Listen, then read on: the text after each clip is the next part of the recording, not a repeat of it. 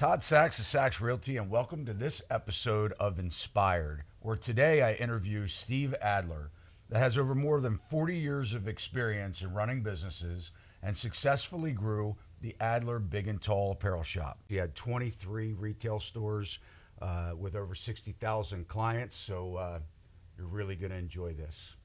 So here we are, Steve Adler. How are you? Good. Nice to be here. Great to have you. So we want to take you back to the beginning. I know that before you started your company and became an entrepreneur, you actually you worked in fashion and in retail, or with your Started father? off as a stock boy. Stock boy. So could you just take us back? Well, it's a good story because actually I got in trouble at school and I got suspended. So instead of staying home doing nothing, my father made me go to work where he worked, and they made me a stock boy for 3 days, as was my punishment. For 3 days? For 3 days. Fast forward 20 years, I ended up buying the company. What'd your dad have to say about that? Oh, I think he was pretty proud at the time that I had acquired the company. I bought Georgian Company in 1990. They had been in business 107 years when I made the purchase. Wow, really?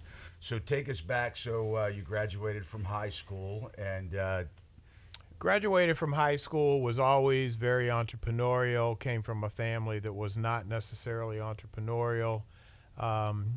3 weeks after I graduated high school, I sat down with my mom and dad. I had explained to them that I didn't think they would understand really what I really wanted to do and achieve. I put my clothes in 2 brown bags from Giant Food, and I left home at the age of 18. Enrolled at Prince George's Community College. I had a full-time job. I had a part-time job. I played drums in a band at night. And before I turned 19 years old, I bought my first house. wow, that is amazing. So what did what were you doing for, you were playing in a band, but what was your actual job? So my full-time job at the time, I had become a salesman at Georgian Company Big and Tall, selling men's clothes. So was that commission based? Was it salary? So in the days, it was you got a little bit of salary, but you made money based on commission. You talk about being inspired and motivated. One of the things I learned very quickly is that you worked on an up system, and if you were the first one to work every day, you got the first client. In menswear, and if a gentleman comes to your store first thing in the morning, it's generally because he wants something. At lunchtime, people come in and walk around, and they're killing time. But if you have somebody standing in front of your store waiting to come in when they're open, they're serious. And if they were going to be there and serious, I was going to be there and be serious. We had about a dozen people, and that, again, if you were the first one there, you got the first up.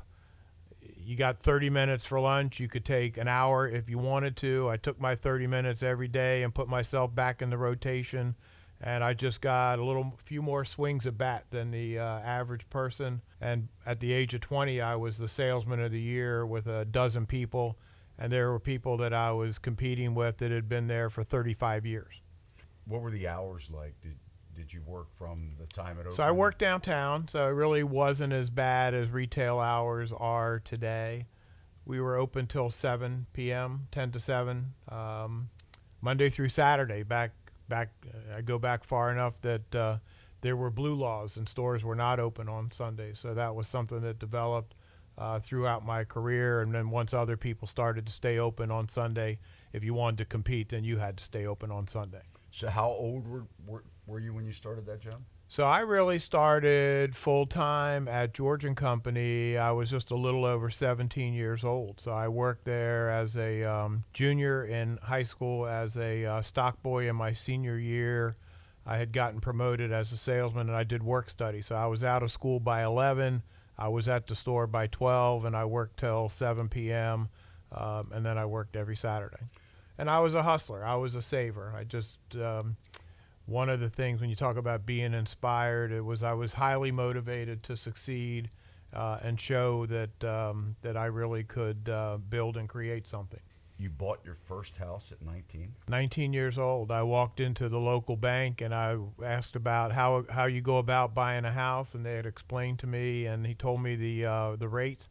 Said, I've had a bank account here since I'm 10 years old, And he handed me a piece of paper, and I said, it just doesn't seem right that if you walk in off the street that you get the same mortgage rate that you do if you're a client for many, many, many years. And the guy says, let me call my boss. And he called me back and he said, we're going to lower your interest rate 0.5%. Wow. So at that point, you moved into the house. You're by yourself? I moved in 19 years old. I had 4 bedrooms. I rented out 3 bedrooms to some bandmates, collected enough rent that I lived there for free, and then went on and bought my second house at the age of 20. Wow. So did you turn the first house into a rental and keep it, or did you sell that? No. So the second house was a rental. The first house is where I lived. Wow, that's amazing. So let's take it a little step further. So how long did you stay as an employee selling clothes? So I worked for George & Company for nearly 14 years. So stock boy to salesman to regional manager to buyer, and then I played a key role in site development and expansion. And during my 14 years, I had opened and helped pick 7 locations.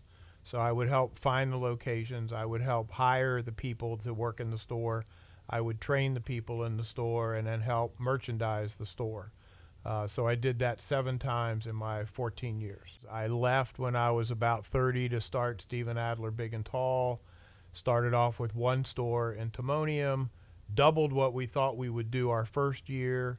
At the end of the first year, opened up a second store. 6 months later, a third store. 6 months later, a 4th store. Somehow I felt that I could open up 2 stores at one time, and I did 5 and 6 in 2 different states at the same time. So in 7 years, we had built 9 stores, one at a time. We were doing about $7.5 million in sales. In 1990, I made a call to the gentleman that owned George & Company, and I said to him that my business was growing. I knew his business was not growing, and we made a deal. And in 1990, I bought 9 stores from George & Company. 7 of the 9 I had helped open. So in the transaction, we had acquired 60 people. I had hired and trained 40 of the 60 people that came in the transaction. At what point in your life did you sort of have the inclination that you wanted to open up your own store? Is it during the sales or the management, or when you were It didn't take me long to really understand that the people that were really doing well were the people that owned something. You built something. It wasn't people that just went to work every day. You could have a nice job, but I really wanted to kind of build and create and own. And it was great. My father was a great guy. He was very, very smart, but totally risk averse.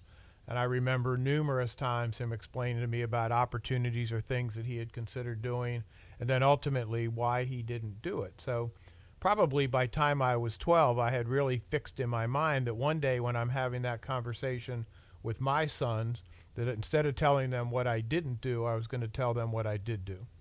When did you decide that you would branch out and open your own store, and how long was that before you actually did it? I had probably considered that thought for a couple years and would talk to some people that I know and trusted about going out on my own. Once I made the decision and pulled the plug, it probably took me 6 months to find a location and get open. We opened up in March 1983. So at the time when you opened your first store, were you married? Married and 2 little boys in diapers. I vividly remember being at the kitchen table as I'm signing all these personal guarantees, and my wife says, I really believe in you. I think you're smart. I know you're hardworking.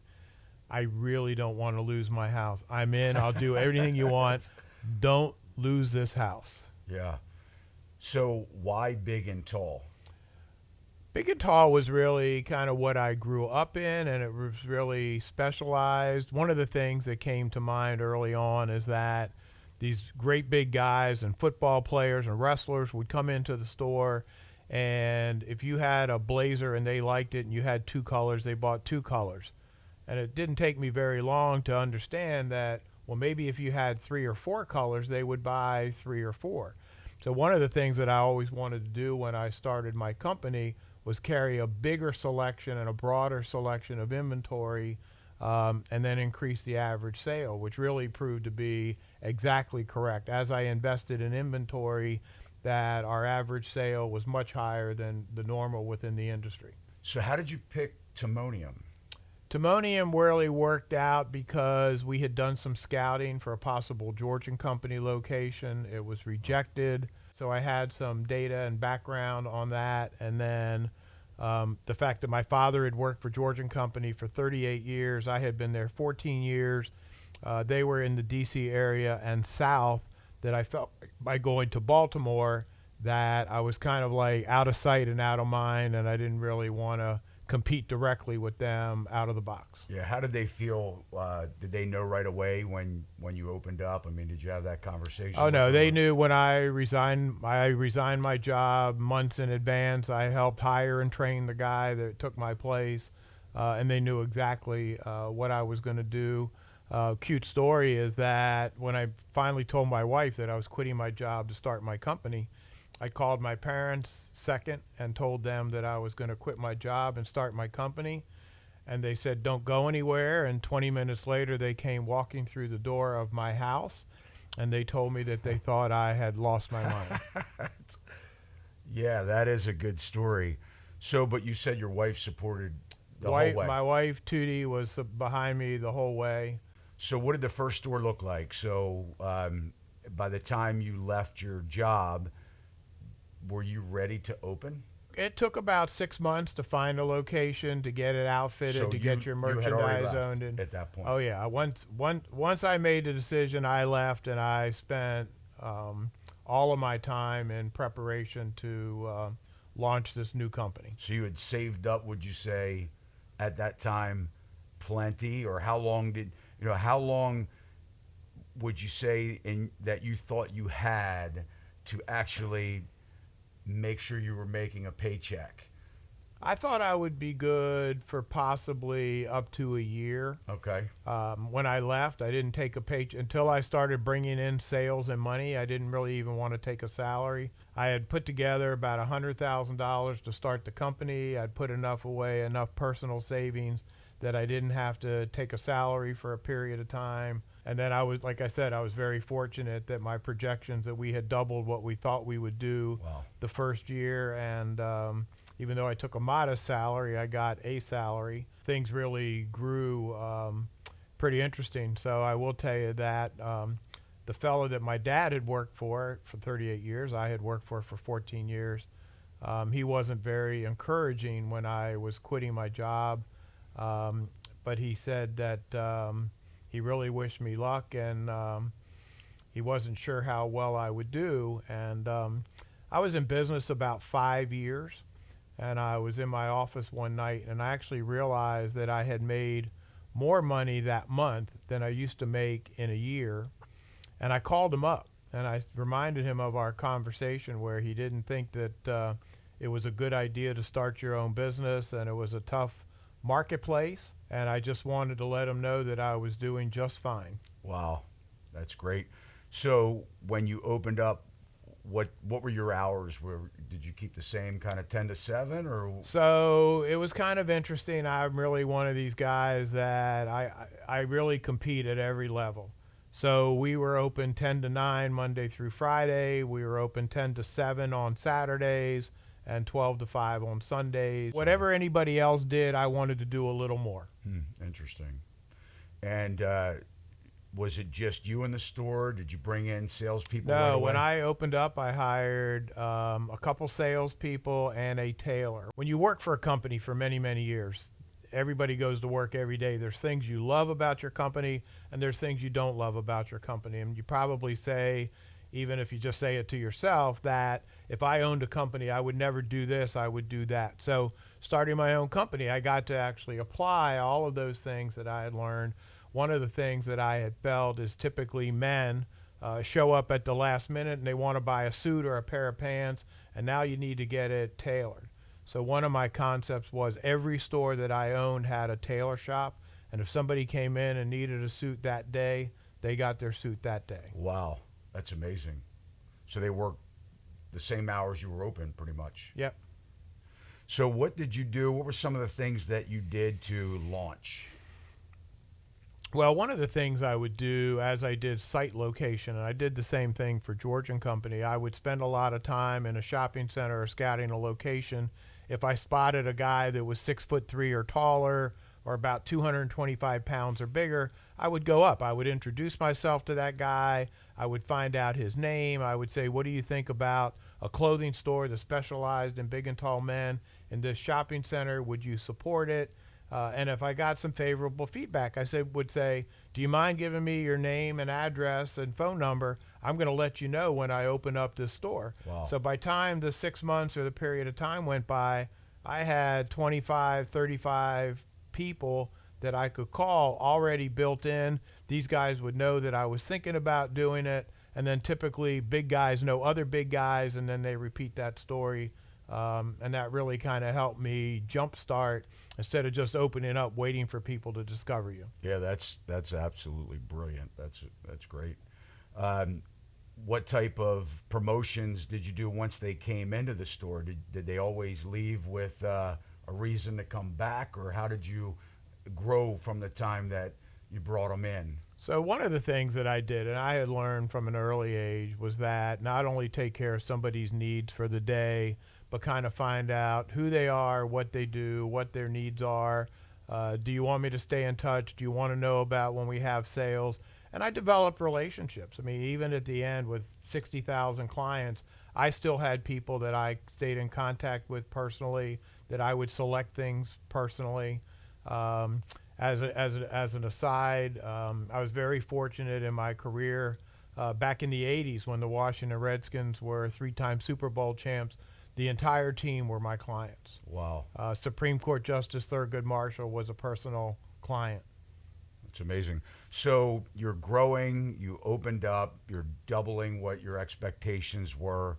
At that point, you're the manager and you have salespeople on the floor. So by the time I had 3 stores, I would have store managers and assistant managers, and I really acted more as a regional manager.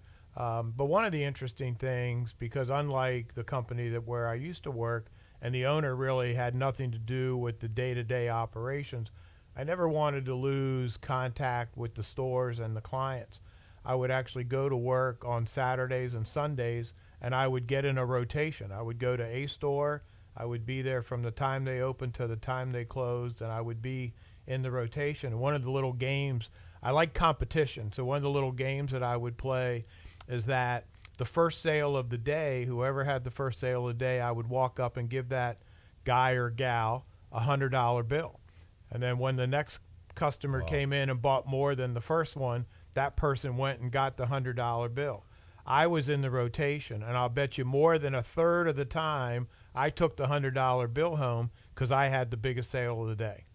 So the first sale got the 100, and if anybody they weren't the biggest, anybody that beat they that lost sale it. got exactly. That's great. And everybody knew what that number was all day, because taking that $100 bill home in the 80s was a big deal. Oh yeah. So did you keep that throughout every store? Or when No, did that was just where whatever store that I would go to work in for the just day. that day. Okay. Well, because I wanted to compete. I wanted to take my $100 bill home. Okay, great.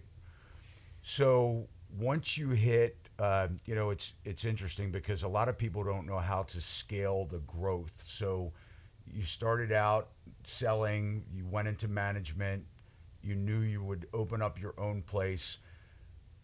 How did you grow? I mean, how mentally going from the one that was controlling what your customer was wearing and selecting and helping them and being involved in that personalization, how did that change as you grew, and were you able to maintain that personalization?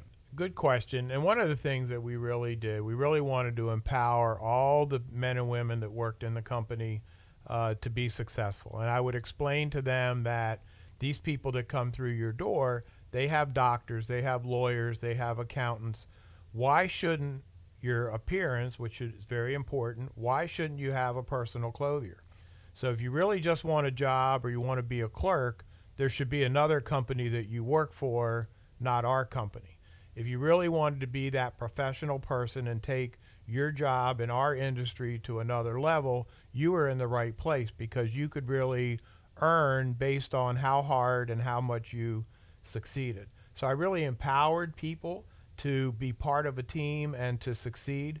And it didn't matter when you come in, how old you were, how many years. Didn't matter whether you graduated high school or not.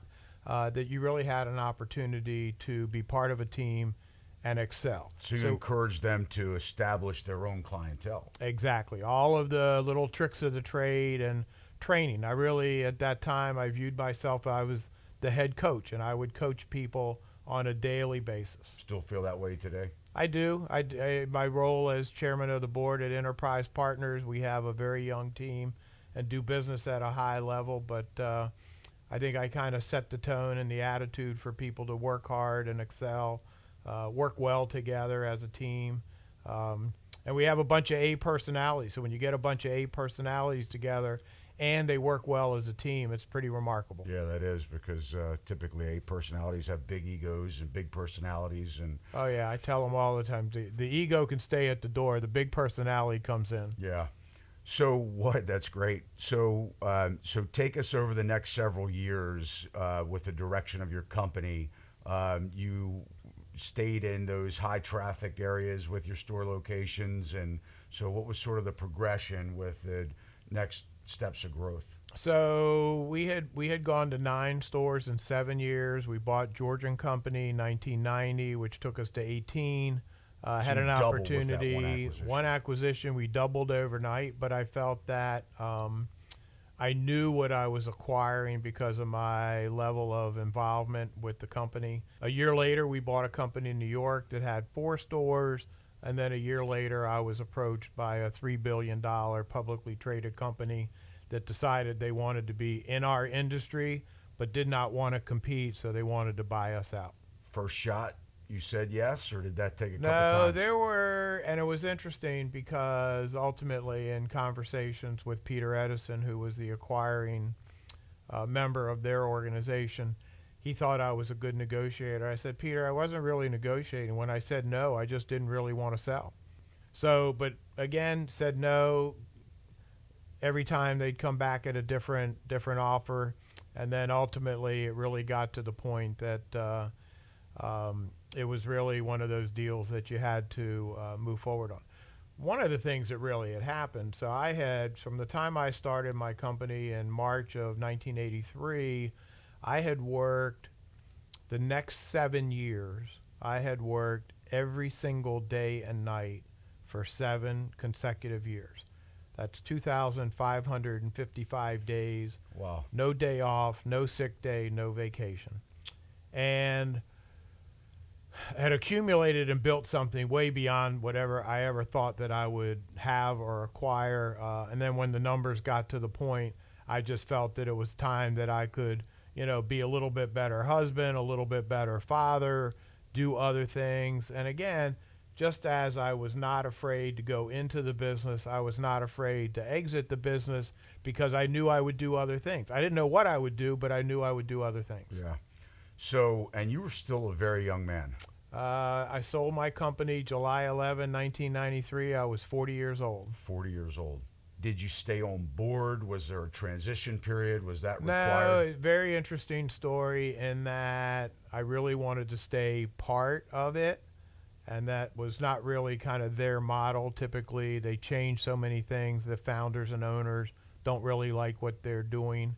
And a cute story was I had talked to Peter Edison one day that I'd really like to stay, and I don't mind working, and I've always had a good work ethic. And he said, well, if you worked, how much do you want to make? And I told him, and he said, well, I'll tell you what. I said, I'll pay you that for the next 5 years, but you stay home. If we need you, we'll call you. So again, coming from my meager backgrounds, I had already just sold a multi-million-dollar business. Now I'm getting paid 5 years To stay home. to stay home. So when things go good, they go good. So you took that. So I took it. So was there... They called me 2 times in 5 years. Wow. So was the purpose of that for you not to go back into business, or what were they? That was not necessarily part of my non-compete. I think it just kind of appeased my interest that the door was open, even though in their mind it was just writing a check on their part. So what happened then to the Stephen Adler Apparel Company? Did they change the name? So one of the things, and it was interesting to me because the company involved my surname, was that I was adamant that in my sales agreement that they only had 2 years to use my name or likeness on anything. So ultimately, they had changed the name of the company and all the labeling over to Rep Limited. Okay. And my name was within the 2 years. My name was off all of the signs and off labels and the like. So what did you do next? I spent 3 years giving away a little money and volunteering.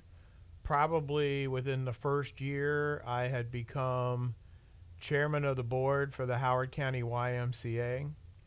I was vice chairman for Howard County Economic Development. I was a board member for the Columbia Foundation. I was a trustee for the Horizon Foundation, and I founded and ran the Route 1 Revitalization Task Force for Howard County. Wow. So I got up and went to work every day, and I had a You lot didn't of stay different home. hats, and did some very, very interesting things. And I was very fortunate because all of these organizations needed help, and nobody really had a budget to pay anybody. So I worked pretty hard for free for 3 years. And gave money away. And gave money away. Well, that's great. So what was your conversation with your wife at that point? Did she have sort of like the expectation that you would slow down and now you're ramping back up again and volunteering? And No, I'm very, very fortunate that my wife is just very supportive of whatever I'm interested in doing. And I think that she understood that I wanted to use my success and accumulated wealth to leverage and enable other people to be successful and achieve and organizations to grow. at one point, you went back into the clothing business. So it was a very tumultuous time. The company that bought my business was struggling. I must have been sitting in a very comfortable chair because a couple of my former managers came to me and I had agreed to spend a couple $1 million, and I reopened 5 stores at one time. Wow. So what was the time frame from when you sold to you opened 5 more stores? We sold in 93. My non-compete was up the end of 99, and we reopened in 2000. Wow. So how did that go? It went okay. I thought that I could direct it more and be less involved, which turned out to be incorrect. And then I became more involved. We ran with the 5 stores for 6 years. And then at that point, I just decided that I was ready to liquidate it and move it and shut it down and then go on and do other things. And I was already doing other things. So the 5 stores were really in addition to some other things, and I just needed to kind of make some decisions to kind of simplify. Did you sell again, or you just liquidated? No, we just sold off leases, inventory, furniture, fixtures, and equipment, and one by one went from 5 to 4 to 3 to 2 to 1 to gone. And that took about a year and a half. And at that point, and then you bought the historic Savage Mill. Where was that in that process? So I had bought Savage Mill prior to opening the 5 stores. Okay. So I bought a controlling interest post-bankruptcy in Savage Mill in October 1995. Interesting story. They had been in business 12 years, had never turned a profit in 12 years. They were 40% vacant, which means it took 12 years to lease 60%. Bought controlling interest post-bankruptcy, fired the leasing agent, and I proceeded to lease all 40% of the vacant space in 1 year by myself. Wow, that's amazing. So what are you doing now? So today I'm chairman of the board at Enterprise Partners. We are a hybrid between a family office and a private equity firm, and we buy and sell investing companies. Let's talk about some advice for these young entrepreneurs that are out there, or people that maybe are graduating. I went to a conference a couple years ago in Nashville, and there were some experts that were speaking on the fact that within the next 5 years, and we're 2 years into that, a large percentage, over 50%, projected that our workforce will be independent contractors.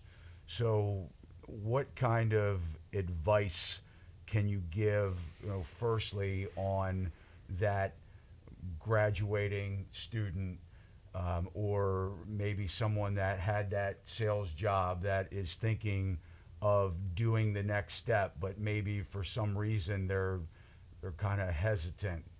What can you tell them? I tell everybody that one of the keys to my success was that I was just willing to work harder than everybody else. There's so many things in your own life and career and business and economics and climate that you can't control. But you can get to work on time or early. You can stay late. You can be nice. You can compete on a daily basis. You can compete. Everything you do, you're competing with your peer group. You're competing within your industry. And if you really want to be successful at that next level, you just need to pay the price and put the effort in. It is funny in today's world with millennials that people talk about work-life balance, and work-life balance is great. Being an entrepreneur and being highly successful is not for everybody. There's sacrifices and a price to play. So if you really want that work-life balance, and you want to travel and play a lot of golf and tennis and take vacations, that's great. Just kind of lower your expectations.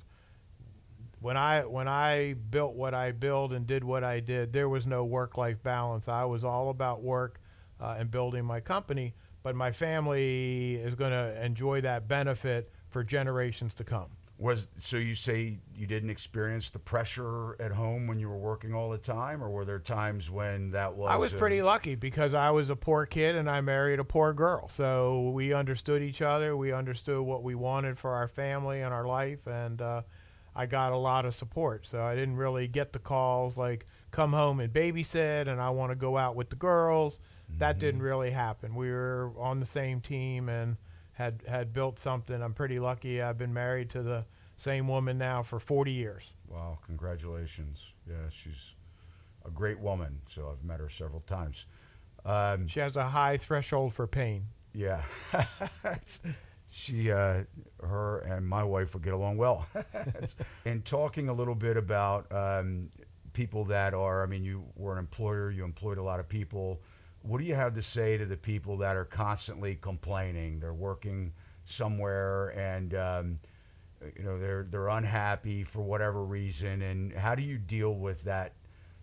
What advice can you give them? So I probably right now have about 10 young mentees that I work with.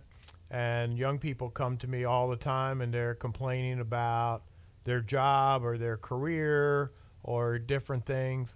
And the first thing I say is, that's great.